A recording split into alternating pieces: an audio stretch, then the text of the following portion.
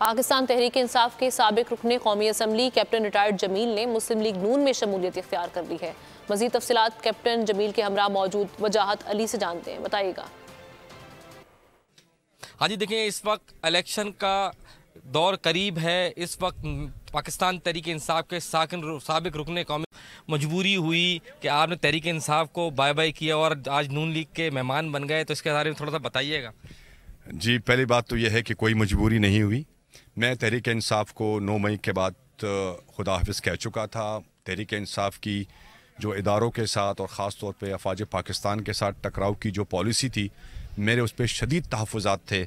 मैं कई फ़ोरम पे कह चुका हूँ कि मैं साबिक आर्मी ऑफिसर रहा हूँ, मैं कारगिल की जंग का हिस्सा रहा हूँ। इस मुल्क के लिए मेरे लिए काबिल बर्दाश्त नहीं था कि एक मुल्की इदारे को पाक अफवाज के साथ टकराव की पॉलिसी को जो है ना अपनाया जाए। इस पे मैंने खान साहब से कई दफ़ा खदशात का इजहार किया और भला आखिर मैंने राह जुदा कर ली। तो कोई मजबूरी नहीं थी, वो एक अटल फैसला था जो मैंने कर लिया। मैं जीतूँ या हारूँ, मुझे ये पता है कि मैं नून लीग से, मुझे ये उम्मीद है कि मैं अपने हलके के लिए, मलीर के लिए, कराची के लिए ज़रूर कोई मेगा प्रोजेक्ट्स लेके आऊँगा। उनके लिए मैं ज़रूर जो है इनकी उम्मीदों के मुताबिक कुछ ना कुछ कर दूँगा इंशाल्लाह।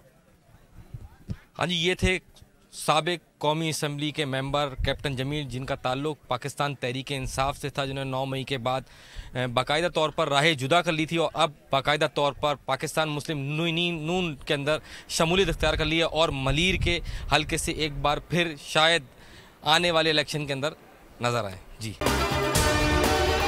अगर आपको ये वीडियो पसंद आई है तो हमारे चैनल को सब्सक्राइब करें और बेल आइकन पर क्लिक करें। सब्सक्राइब करें और बेल दबाएं ताकि कोई खबर रह न जाए।